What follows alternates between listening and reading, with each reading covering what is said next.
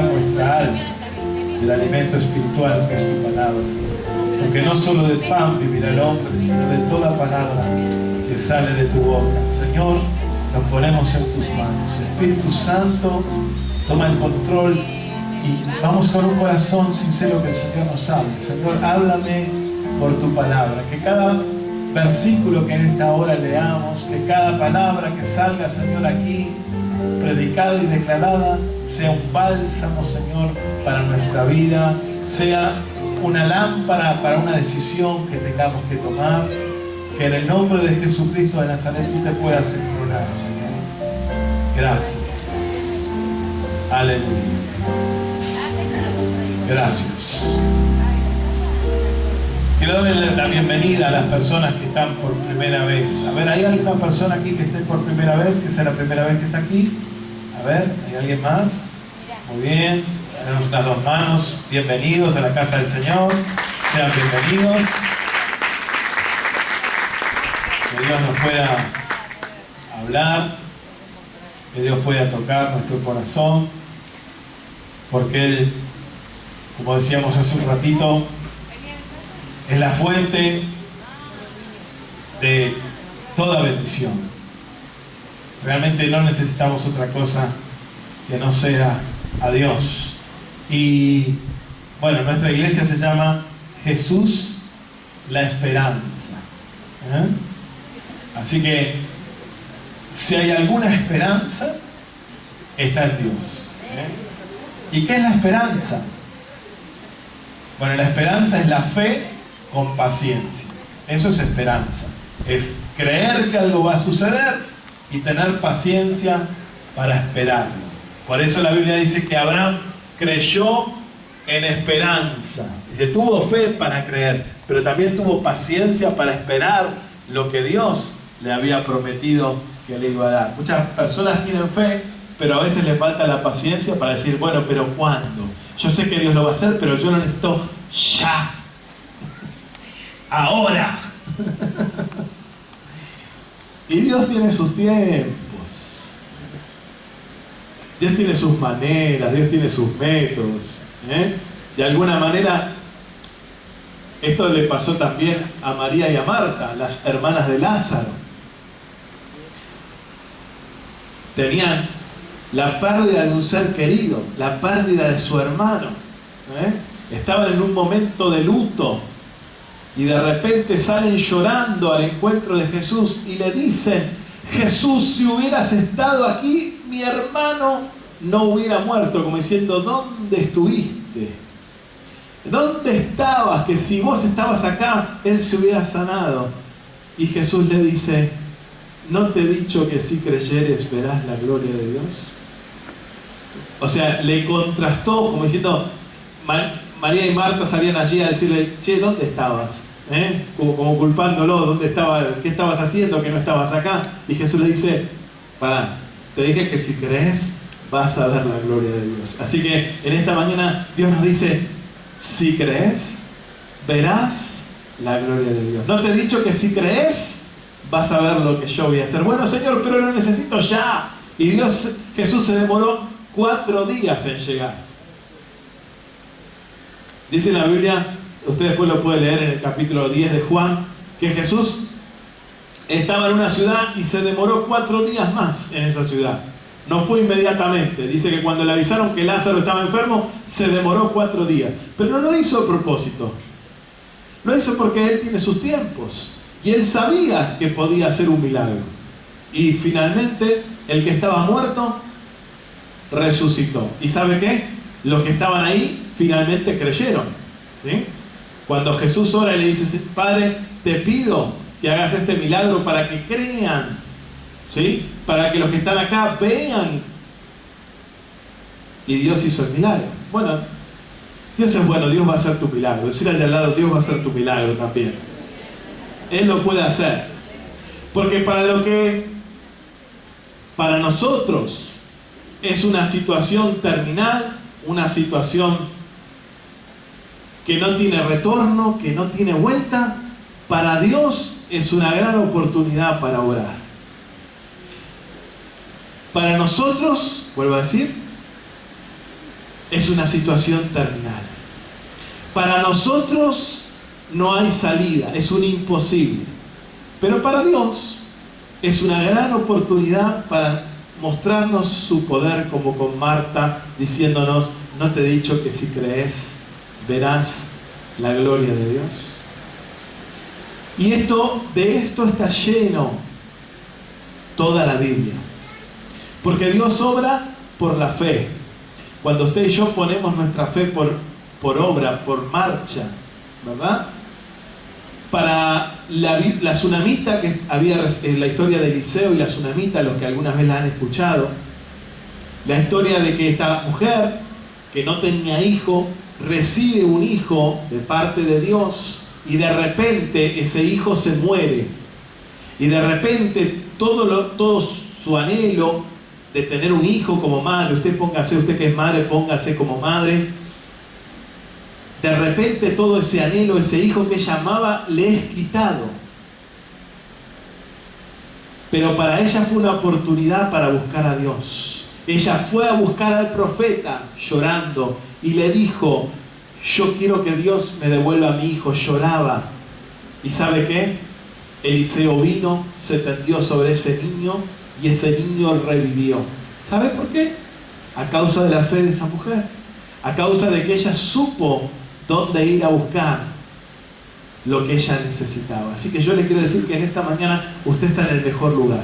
Está en el lugar donde Dios puede contestar nuestra oración, nuestra petición, nuestro milagro. Dios nos puede dar un milagro. Y para Dios no hay nada imposible. En una misma situación, Dios la transforma. Por eso le decía recién, el Salmo 84 dice: atravesando el valle de lágrimas, lo cambian en bendición. Porque Dios es especialista en cambiar la tristeza por gozo, es especialista en cambiar la enfermedad por sanidad, la muerte por vida. Dios lo puede hacer. ¿Y cómo hago para que Dios haga esto por mí? Haga este milagro para mi vida. Bueno, de eso quiero hablar en esta mañana. De cómo Dios, ante una misma situación, puede tener dos miradas. Y quiero hablar en esta mañana, quiero ponerlo un poquito en situación, porque el pueblo de Dios, Israel, tuvo un trato con Dios. Dios habló con su pueblo, le sacó de Egipto, le estableció como nación. Pero el pueblo de Dios se olvidó de Dios. En vez de darle gloria a Dios por sus maravillas, por todo lo que Él había hecho, de repente se empezaron a olvidar de Dios. Y se empezaron a volver a otros dioses y a adorar a otros dioses. Y si hay algo que Dios no quiere en su pueblo, son rebeldes. Entonces, como ellos se olvidaron de Dios, dice la Biblia que Dios, para tratar a su pueblo, levantó a un rey, que fue el rey Nabucodonosor, que fue el rey de Babilonia, y finalmente el pueblo de Israel es llevado cautivo, o sea, de alguna manera fueron hechos esclavos. ¿Y por qué Dios permitió esta situación? ¿Por qué Dios de repente permitió que el pueblo elegido pasara por tremendo sufrimiento, por tremenda humillación? Porque Dios tenía un plan más grande con ellos. Y Él quería mostrar su misericordia y su amor y su poder aún en la adversidad. Aún cuando ellos habían vuelto el corazón tras ídolos, Dios quería mostrarles su poder y restaurarles. Por eso es que hoy los judíos, ningún judío es idólatra. ¿Usted ha visto algún judío idólatra? Ninguno. ¿Sabe por qué? Porque ellos fueron llevados cautivos y ellos aprendieron que no tenían que volverse a otros dioses ni buscar en ningún lado, porque Dios era el Dios poderoso, ¿verdad? Usted piense por un poquito. De repente ellos pasan un gran cautiverio, una gran tribulación allí en sus vidas, y de repente Dios les restaura, y es así donde en una misma situación hay dos visiones. Hay dos profetas que predican en Babilonia. Uno se llamaba Ezequiel, que predica en la cautividad en Babilonia, y otro es Jeremías, que estaba predicando en Jerusalén.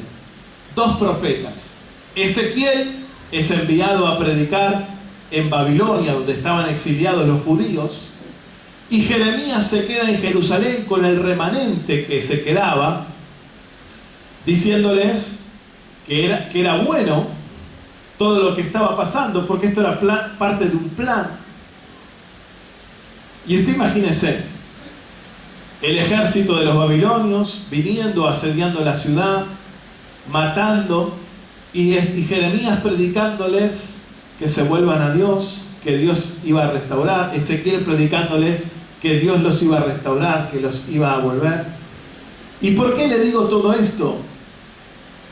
Mire, quiero que usted busque un pasaje que está en la palabra del Señor, que está en Jeremías capítulo 8. Jeremías capítulo 8. Búsquelo. Jeremías capítulo 8.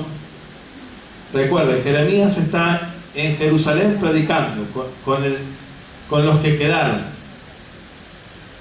Jeremías, búsquelo.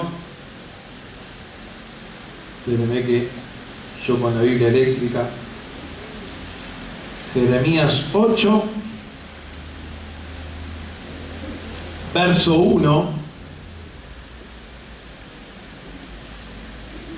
Jeremías 8, verso 1. Jeremías está en Jerusalén y va a ver, y va a profetizar, y va a ver una visión. Dice, Jeremías 8:1, ¿lo encontró? Dígame. En aquel tiempo, dice Jehová, sacarán los huesos de los reyes de Judá, y los huesos de sus príncipes, y los huesos de los sacerdotes, y los huesos de los profetas, y los huesos de los moradores de Jerusalén, fuera de sus sepulcros, y los esparcirán al sol y a la luna, y a todo el ejército del cielo, a quienes amaron y a quienes sirvieron, en pos de quienes anduvieron, a quienes preguntaron, y ante quienes se postraron.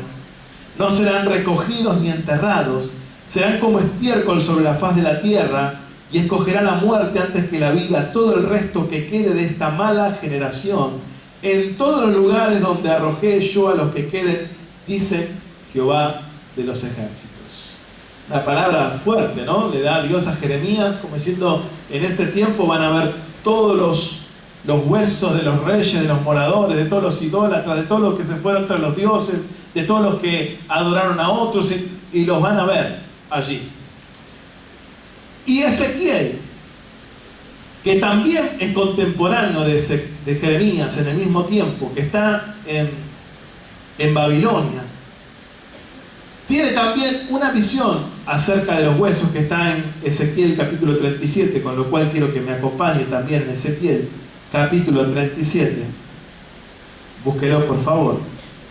Y el profeta Ezequiel va a ver la misma visión, ¿sí? La visión de un valle de huesos secos. Ezequiel capítulo 37 tiene la misma visión sobre un mismo valle de huesos que representa la casa de Israel. ¿Lo tiene? Dígame. Ezequiel capítulo 37, versículo 1 dice: la mano de Jehová vino sobre mí y me llevó en el espíritu de Jehová y me puso en medio de un valle que estaba lleno de huesos, y me hizo pasar cerca de ellos por todo en derredor, y aquí que eran muchísimos sobre la faz del campo, y por cierto secos en gran manera. Y me dijo: hijo de hombre, ¿vivirán estos huesos? Y dije: Señor Jehová, tú lo sabes. Me dijo entonces: profetiza sobre estos huesos y diles: huesos secos, oí palabra de Jehová, así ha dicho Jehová el Señor a estos huesos. Y aquí yo hago entrar espíritu en vosotros y viviréis. Y pondré tendones sobre vosotros, y haré subir sobre vosotros carne, y os cubriré de piel, y pondré en vosotros espíritu, y viviréis. Y sabréis que yo soy. Profeticé pues como me fue mandado, y hubo un ruido mientras yo profetizaba, y aquí un temblor, y los huesos se juntaron cada hueso con su hueso. Y miré aquí tendones sobre ellos, y la carne subió, y la piel cubrió por encima de ellos, pero aún no había en ellos espíritu. Y me dijo: profetiza al espíritu, profetiza, hijo de hombre, y di al espíritu: así ha dicho Jehová el Señor, espíritu, ven de los cuatro vientos, y sopla sobre estos muertos, y vivirán. Y profeticé como me había mandado, y entró espíritu en ellos, y vivieron, y estuvieron sobre sus pies un ejército grande en extremo. Me dijo luego: hijo de hombre, todos estos huesos son la casa de Israel. He aquí ellos dicen: nuestros huesos se secaron, y pereció, murió nuestra esperanza, y somos del todo destruidos. Por tanto, profetiza y diles: así ha dicho Jehová el Señor, y aquí yo abro vuestros sepulcros por lo mío, y os haré subir de vuestra sepultura, y os traeré a la tierra de Israel, y sabréis que yo soy Jehová, cuando abra vuestros sepulcros, y os saque de vuestras sepulturas por lo mío, y pondré mi espíritu en vosotros, y viviréis, y os haré reposar sobre vuestra tierra, y sabréis que yo Jehová hablé, y lo hice, dice Jehová. Ahí vemos, hermanos, cómo una situación de muerte vista desde dos puntos de vista distintos. Un profeta que estaba viendo realmente lo que estaba sucediendo, y de repente Dios interviene con otro profeta y lo lleva a la misma situación, lo pone en medio de ese valle de huesos, y Dios le pregunta: ¿vos qué crees? ¿Vivirán estos huesos? Y el profeta dice: Señor, ¿qué es lo que estás queriendo hacer? ¿Por qué me preguntás esto a mí? Y yo quiero hablar con ustedes en esta mañana. Es que para Dios no existen las situaciones terminales. Para Dios no existe el cementerio, la muerte tal cual la conocemos nosotros. Porque para Dios la muerte es un paso para una vida mejor. Para Dios el cementerio no es un lugar terminal. Para Dios una situación difícil es una oportunidad. Decirle al que tenés al lado: Dios tiene una oportunidad de obrar. Bueno. Hoy vamos a ver cómo transformar una situación terminal. Hoy vamos a ver cómo orar para que Dios transforme una situación terminal, porque Dios lo quiere hacer. Sin duda que Dios no quería la destrucción de su pueblo. Sin duda que Dios estaba tratando con ellos. Sin duda que Dios trata con cada uno de nosotros. Y muchas veces Dios nos lleva al valle. Por eso dice el valle de huesos. Dios muchas veces nos lleva al valle. Y dice el salmista: cuando ande yo en valle de sombra y de muerte, tú me infundirás aliento. Recién decía: cuando yo voy al valle, cuando Dios me lleva al valle. Muchas veces nos toca atravesar valles, y no siempre en la vida del cristiano es todo color de rosa.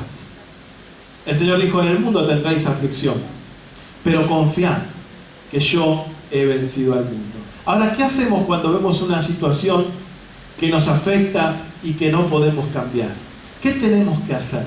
Bueno, de eso quiero hablar en esta mañana. ¿Qué hizo el Señor con Ezequiel? Lo llevó a ese lugar, lo llevó a esa situación. y lo puso y le preguntó. Lo primero que Dios hizo con Ezequiel fue despertarlo a creer. Lo primero que Dios movilizó de Ezequiel fue su fe. Porque Dios le preguntó, ¿vos creés que yo puedo hacer algo? ¿Vivirán estos huesos, profeta? ¿A vos qué te parece que esta situación llena de muerte, llena de dolor, secos en gran manera, un valle era como un lugar profundo? O sea, usted imagínese en esa situación, Dios le pregunta a Ezequiel, vos, Ezequiel, ¿qué estás creyendo? ¿Lo que ven tus ojos o lo que yo puedo hacer? ¿Vos estás viendo estos huesos secos en gran manera o de verdad te parece que yo puedo hacer un milagro? Cada vez que Dios nos lleva al valle para mirar, es para despertar nuestra fe, para saber que lo muerto y terminado puede transformarse. Anótelo. La fe es esa semilla que Dios despierta para que dé fruto. Dios quería que Ezequiel despertara en su creer, que tuviera convicción, seguridad de que Dios podía transformar ese valle en algo que tuviera vida. Y quiero decirle que cuando Dios nos despierta al creer, no importa lo que miren nuestros ojos físicos, lo importante es aprender a ver con los ojos de la fe. Con los ojos no naturales, sino con los ojos espirituales. No podemos ver esos huesos secos en gran manera, sino que tenemos que ver esa vida que Dios puede traer. Entonces, despertamos a creer. ¿Qué les parece si en esta mañana usted le dice, Señor, yo voy a empezar a creer por esta situación? Yo voy a despertar a creer que esto no es una situación terminal de donde no se vuelve, sino que esto es una oportunidad para que tú hables. Y ahí usted puede poner el nombre que Dios le dice, Fernando, ¿qué te parece? ¿Vivirán estos huesos? Juan, José, Diego, ¿vivirán estos huesos? ¿Qué te parece? ¿Puedo hacer un milagro o no? Y Ezequiel le contestó, Señor, tú lo sabes. No le dijo sí. Pero Dios le mandó a hacer algo mucho más interesante. Que le dije antes, hermanos. Cuando Moisés se vio en una situación terminal con el mar enfrente y los egipcios atrás, clamó a Dios y le dijo, ¿qué voy a hacer en esta situación? Tengo el mar delante y los egipcios que me persiguen. Y Dios le contestó, ¿por qué clamas a mí? Marcha, dale para adelante, mirá para adelante. De alguna manera le está diciendo el Señor en Éxodo capítulo 14, Moisés, andá, yo ya te dije que iba a hacer los milagros. Y Moisés apenas metió los pies en el agua, el mar se abrió. Y Ezequiel en esta palabra recibe lo mismo. Dios le dice, luego de que le hace la pregunta y le despierta a creer, Dios le dice, ¿por qué, Ezequiel, no profetizás? ¿Qué es profetizar, hermano? Profetizar es declarar algo que va a pasar en el futuro. Eso hacían los profetas. Los profetas justamente declaraban de lo secreto que Dios les revelaba lo que iba a suceder en el futuro. Entonces Dios le dice, en una declaración de esperanza, en una declaración de fe, profetizá sobre estos huesos. Versículo 4, dice la palabra 37:4, profetiza. En el versículo 7 dice, profeticé. Y en el versículo 9 dice, profetiza al Espíritu. Habla sobre la situación y pide la intervención del Espíritu. ¿Y qué sucede, hermanos, cuando esta declaración de Ezequiel viene sobre esa situación? La situación comienza a cambiar. lo que era un valle de huesos secos y donde era un valle de muerte. Cuando Ezequiel despierta a creer y a proclamar la palabra de Dios, dice que los tendones comenzaron a juntarse, los huesos se unieron, la piel cubrió esos huesos y se transformó el entorno y la situación. Esa situación que él había visto como una situación de muerte, de repente, hermanos, por el poder del Señor, esa situación se transforma en algo vivo para él. Es interesante que la declaración de Ezequiel, la profecía de Ezequiel, hizo el milagro, pero no trajo vida. El milagro fue hecho, los huesos se convirtieron en cuerpo, pero aún faltaba la vida de Dios en eso. Hay que declarar el milagro y declarar que Dios complete la obra con vida. Muchas veces Dios hace el milagro. Necesitamos que nosotros declaremos no solamente que Dios haga el milagro, sino que Dios traiga vida a ese milagro. Que Dios cambie nuestra situación con vida y el Espíritu de Dios venga sobre nuestra situación y transforme esa situación. ¿Me está entendiendo lo que le quiero decir? Dios despertó a Ezequiel en una situación a creer y le dijo: empezá a profetizar sobre esa situación que te parece terminar. Empezá a declarar y a soltar palabra. ¿Y cuántas veces, hermanos, nos vemos en una situación y bueno, me tocó vivir así, Dios? Me tocó sufrir. Hermanos, yo no digo que los cristianos no vamos a tener que pasar dificultades, no. Pero todas nuestras dificultades siempre tienen un propósito.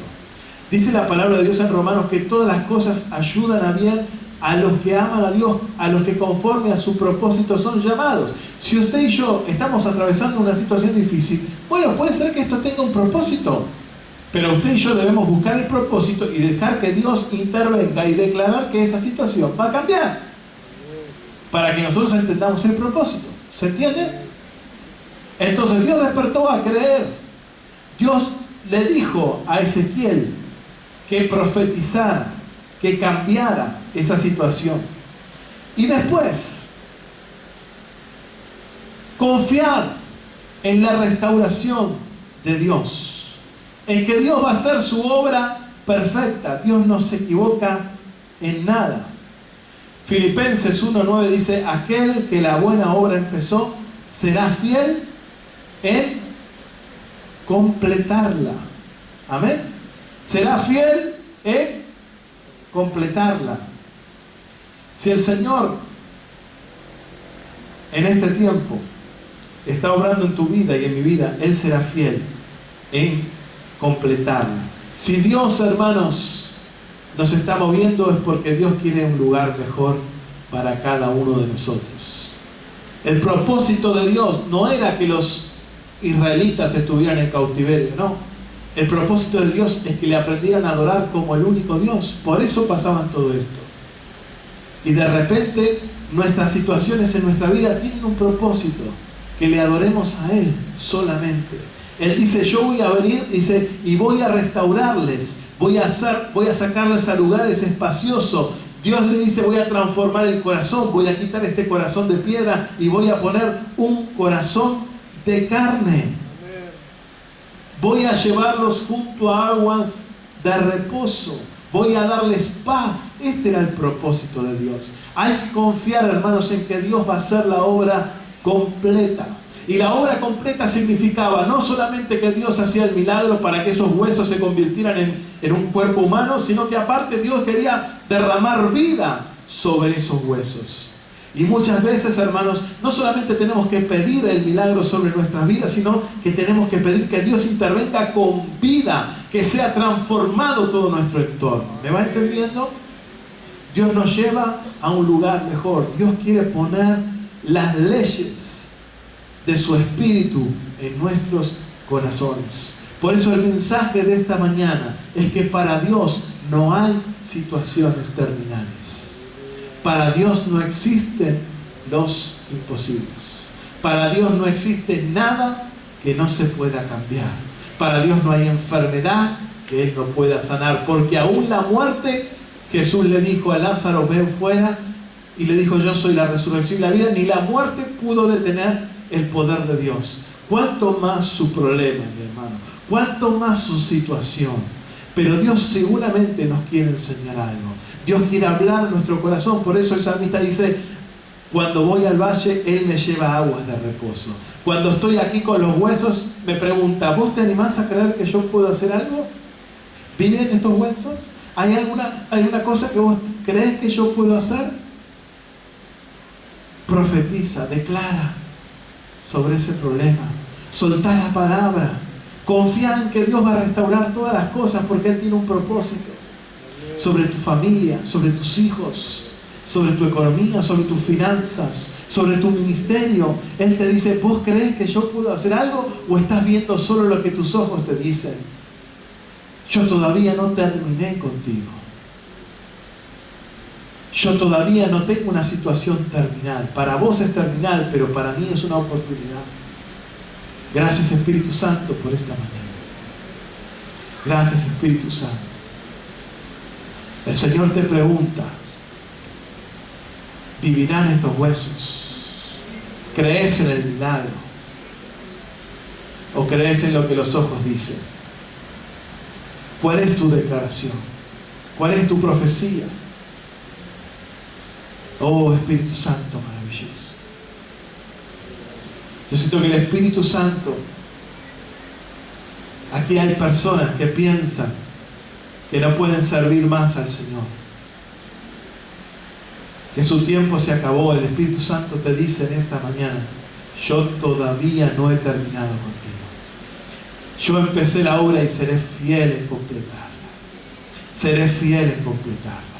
Profetiza sobre tu ministerio, profetiza sobre tu vida, profetiza sobre la enfermedad, profetiza sobre tu familia, profetiza sobre tus hijos, profetiza sobre tu marido, sobre tu casa, sobre tu esposa, sobre tus hijos, sobre tu padre. Oh, profetiza, Él lo puede hacer. No hay enfermedad, no hay alcoholismo, no hay vicio que puede detenerla. Oh, mano de Dios, que Dios está viniendo, pero Dios está queriendo, aleluya, que vos declares, que yo declare. Él está queriendo que vos confíes, que sepas que el Señor ahora derrama su bendición, derrama su Espíritu.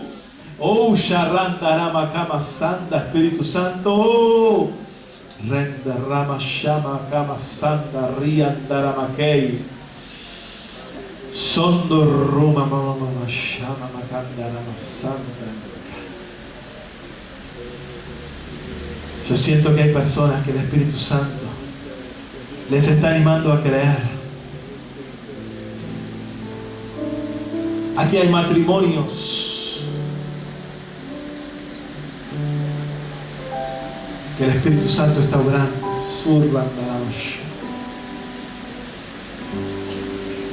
Él lo puede hacer. Él te pregunta, ¿vos crees que yo puedo restaurar tu matrimonio? ¿Vos crees que yo lo puedo hacer?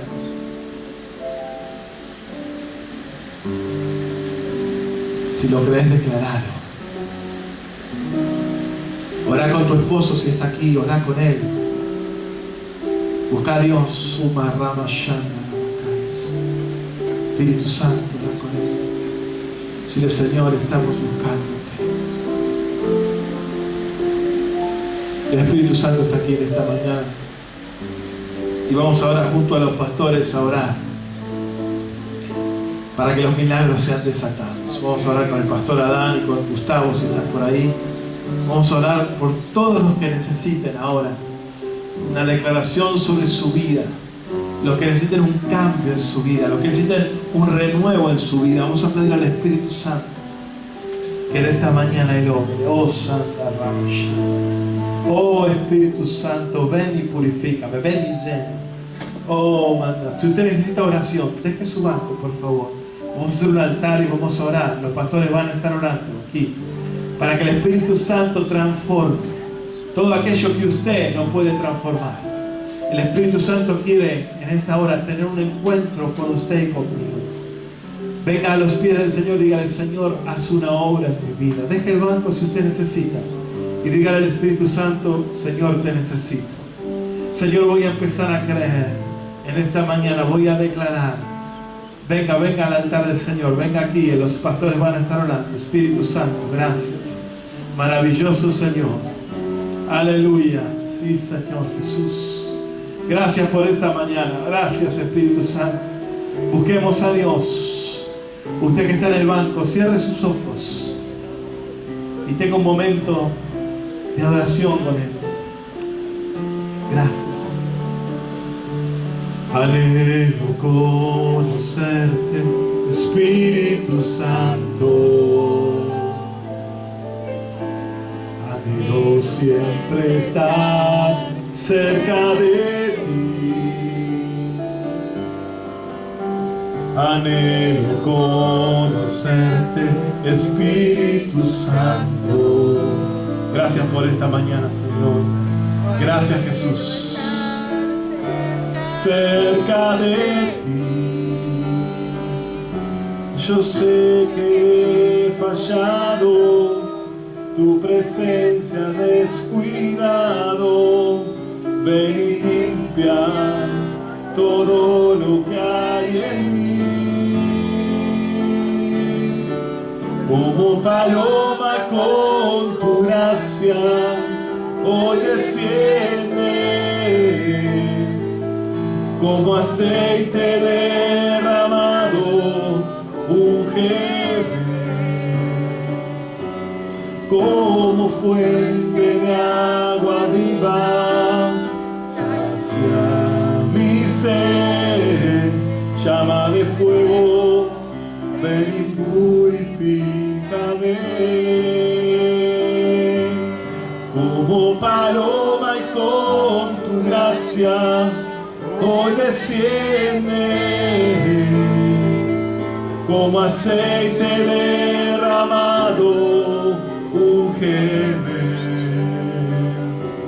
Como fuente de agua viva, sacia mi sed. Llama de fuego, ven y purifícame. Gracias, Espíritu Santo, por esta mañana. Declaramos que somos más que vencedores en Cristo Jesús. Declaramos que todas las cosas nos ayudan a bien a los que aman a Dios. Declaramos, Señor, que tu presencia maravillosa va delante nuestro. Y declaramos, Señor, que tú cambiarás.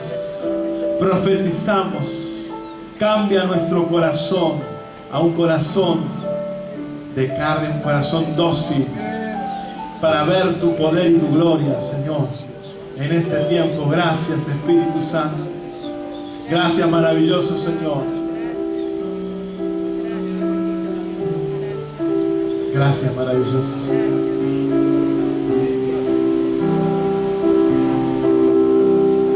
Gracias, Jesucristo.